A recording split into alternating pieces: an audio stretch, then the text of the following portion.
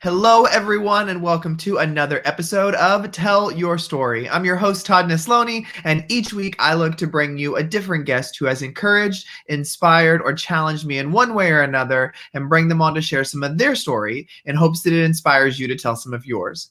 I am so excited today for this week's guest. I have Basil on with me. Thank you so much for being here. Kind of tell everybody who you are. Thank you so much, Todd, for the opportunity to be on the show of Tell Your Story. I've watched several of your episodes, and you have phenomenal people up here. I am Dr. Basil Marin, and I am currently an assistant principal in the Metro Atlanta area. I love what I do in terms of opportunity to inspire and impact students, but also educators who have the awesome pleasure to impact kids every day. And out of all my accolades, the one I'm most excited about, or one I'm most proud of, is I'm a disruptor of the status quo. I love that. Well, we have interacted many times on social media, so I have really been looking forward to having this conversation with you. And so anytime I have any guest on, though, I always kind of start with the same first question. And that is, as kids, we have these big dreams of what we're going to be when we grow up. And so thinking back to your childhood, did those dreams align at all with what you're doing now? Absolutely not. And believe me, I watched some other episodes to make sure I had like a little framework of what I was in for. And I remember you asking the question, and I said, "What am I going to say?" But absolutely not. I actually spent a lot of time in the principal's office for being suspended or being in trouble. So coming in and thinking 10 years ago, even I would be where I'm at right now, I would have laughed at you because it didn't seem like it was possible. So I definitely always had a heart for kids. My dad's a pastor, so he really was trying to groom me to be a youth pastor.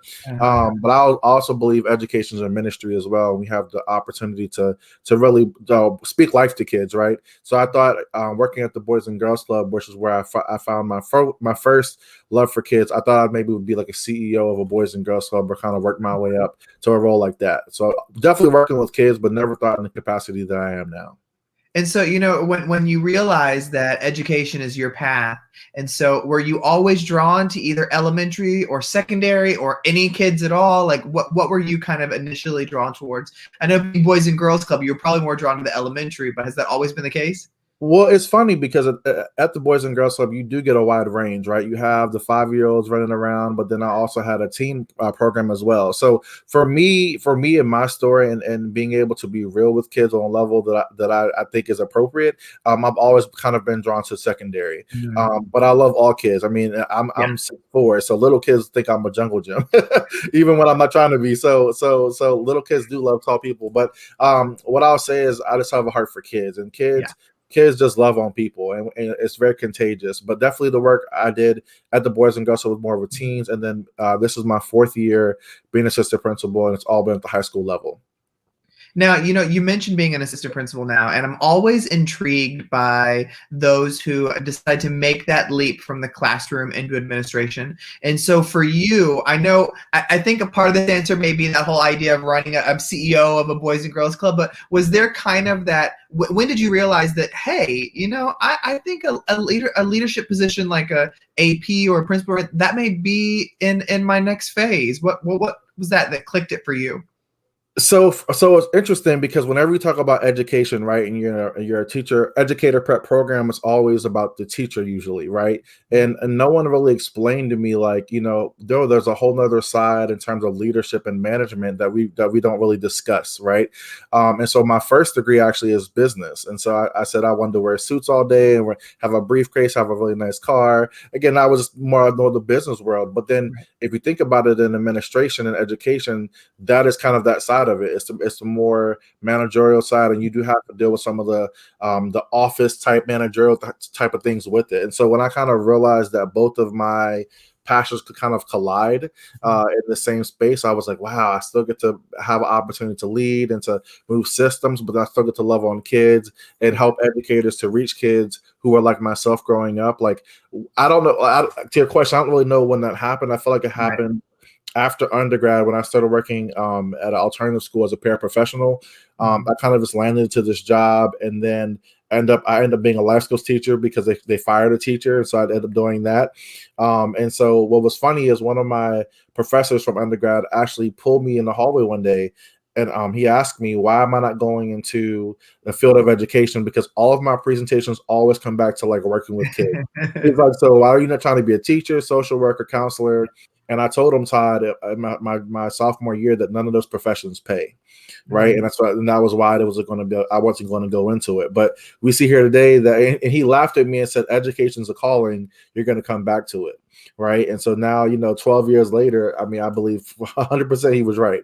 So I love that. And I love when you can reflect on those kind of moments and those conversations where and for me, it's always like, I can remember when I told God no, and he said, watch this. And so it's so funny to hear you share that. Well, I feel like too, for those of us who have moved into administrative roles, a lot of times we have this preconceived notion of what kind of administrator we're going to be or what the job is really like. But I feel like you learn a lot about yourself when you do make those shifts and changes. And so now being in an administrative role for a couple of years now, what do you feel like is something you've learned about yourself since becoming an assistant principal? That's a great question. So I think sometimes you learn the best from watching other people, sometimes or what you won't do. And what I've seen happen, unfortunately, to a lot of people is they get into these roles and the title gets to their head, right? And so they now think that they're above all, and it just, I see them lose themselves, their personality, their heart of their why they even got into education now, because I've arrived. And so I've seen that happen to a couple people, and I just remember thinking before I got there, like, I can't ever lose myself. I can never forget my why or remember my story of how I even got there, right? And having the opportunity to get there. So I've always made sure that I've been student-centered, but also remembering that we're in the business of people. And so I'm very intentional about building relationships with students. Still, even though I'm not in the classroom, building relationships with educators and understanding what they need for supports, and then also with the community. So those are some things that I really hone in on, no matter how demanding the state, federal demands are, or standardized testing, whatever. Don't ever lose myself in what really truly brings me passion, because that's what keeps me fueled in doing the work. But I think for me, what I've learned about myself is that if I keep to the core of what I believe, everything else will find its way and will get worked out. But definitely keeping my core of what I believe in, and like the thing behind you says, kids deserve it. And so how do we continue to make spaces for kids, especially in my work in terms of equity, kids that have fallen through the cracks, or teachers walk beside, don't think they're going to be the next mayor or be a next Olympian. Like, we got to give that kid the best opportunity as well. I want to dive into that a little bit. I love so much and respect you for your work that you do in the field of equity. And I know, being a man of color, I know it's something that's very important for you to make sure that your students are represented, that they have an additional voice and somebody to look up to. And I know that in the midst of everything going on in our country and across our world right now, this has become an even more prevalent topic that people are actually talking about quite often. Yeah. And so for you, I feel like everybody's got a different definition of equity. And so a lot of that, I think, stems from the way you personally connect with it. So I'd love to hear your definition of equity and when that became so deeply ingrained in you to make sure that was prevalent for your students too. Wow. So I feel like my definition is it's like a montage of several different definitions, to your point, because there's so many. If we had 10 people in a room, we'd hear 10 different definitions. But for me, the basic core of it is giving students what they need to be successful. Period. That's the bottom line. I love the illustration. I'm a visual person, where I saw a quote one time about shoes, and they were talking about about equality, where we give everyone a shoe. But if I wear a size 10 and you give me an 8, like, yes, I have a shoe, but it's not a shoe that fits for me. Right. And so sometimes we're in education and just in society, we're so stuck on, well, everybody got a thing, so we're okay. And we're okay with that. But did that thing suffice for what that student needed? Right.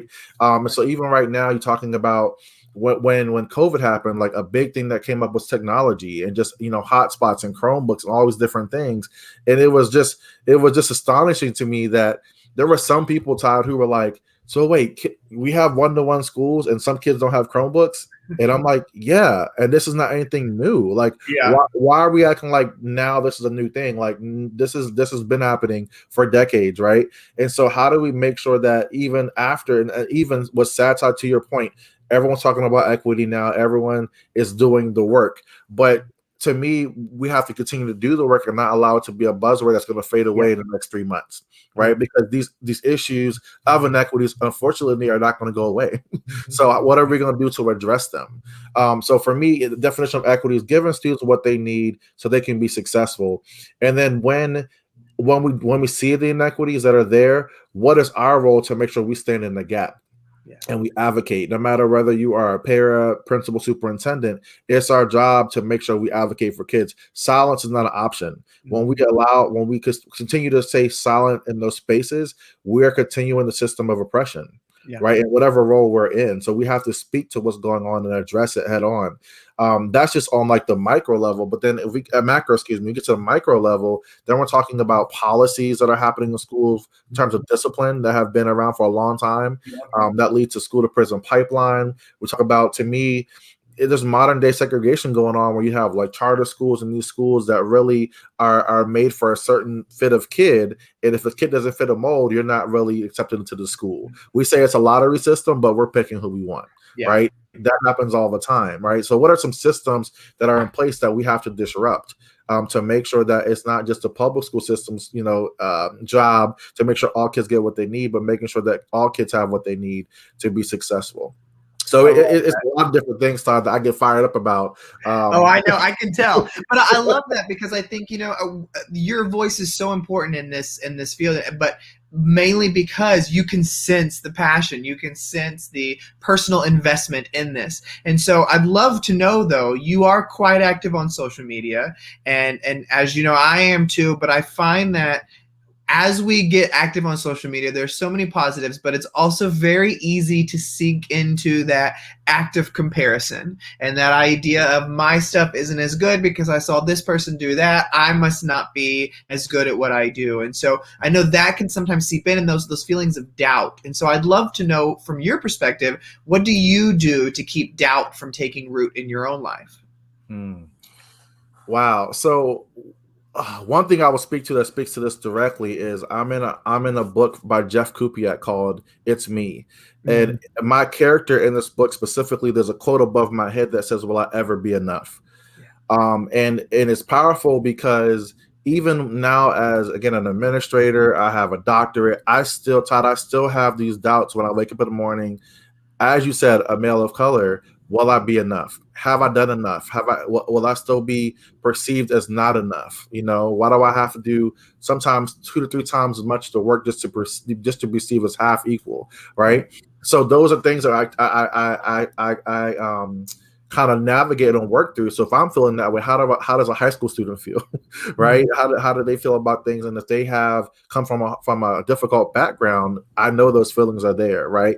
So having those feelings, as to your point about comparison, it is hard because there's a lot of great people out here doing great work. But something that keeps me centered and grounded is I try to be authentic and real to who I am in my voice. And when I'm tweeting things out, the responses I get from people are thank you for being real. Thank you for just being who you are. Right. I think when we try to mimic somebody else and not be our authentic selves, we lose ourselves. And that's when the comparison game becomes so real and on another level. Right. But I think you say true to yourself, true to your story. People will be able to see and does your things align to your story, but also your philosophy of whatever you're putting out there. A lot of my stuff on social media is related to education. So I have to make sure I stay true to that. And then when I have those doubts, just remembering that my voice has impacted someone else, even when I thought it wasn't going to, right? And remembering those moments of it does matter. My voice does matter. And that there's someone I might be encouraging or someone that I am empowering because I've stepped out on faith and I'm doing it. Now they feel power to do it. And so there's a name I'm going to drop now, Ricky Ramirez, and he's a brother that I love him to death. And I love him because he's so authentic and so real. Yeah. And you talk about passion. That's something that he gets a double dose of every morning, but his stuff is authentic, it's real. And so you try to gravitate to that, right? And so when you're doing what you're supposed to be doing and walking in your purpose, it's evident. I love that, when you're doing what you're doing and walking in your purpose. And yes, we are both huge fans of Rick Ramirez, so I'm so glad he gets a shout out today. But Yeah. Basil, as we're closing this out, one question I always love to end these on is, I feel like as humans and individuals, there's so many things that we hold close to our hearts and are true to who we are. And so for anybody listening today, if they're going to walk away with just one thing, what is the one thing you hope they walk away with? The one thing I want your listeners to walk away with is, as we do this work in education, you have to do the hard work before you can do the hard work. You cannot take a withdrawal from something you have not made a deposit in. And that's when we're working with our kids. We have to make deposits of hope, love, inspiration, figure out what that kid wants, so that way you can be able to dig into the hard work of, hey, but this biology exam matters, so now let's take it, right? Or the same thing with our educators. What do they want? What are their goals? You have to tap into people and know kind of what they want, so you can know where to lead them or where to guide them. So I always say that to people: iron sharpens iron. But the biggest thing is that, do the hard work, because the hard work becomes easier. I love it. Well, I have so been looking forward to this conversation today, and it did not disappoint. So thank you so much for spending a few minutes with me on Tell Your Story. Yes, my brother. Thank you for all that you're doing, and keep empowering, inspiring others to be great. Thank you. And thank you, everybody, for listening or watching another episode of Tell Your Story. Remember, you can check out all the past episodes on iTunes, Spotify, SoundCloud, YouTube, wherever you get your stuff. It's there. I hope today's conversation with Basil has encouraged you to get out there and tell your story, because every story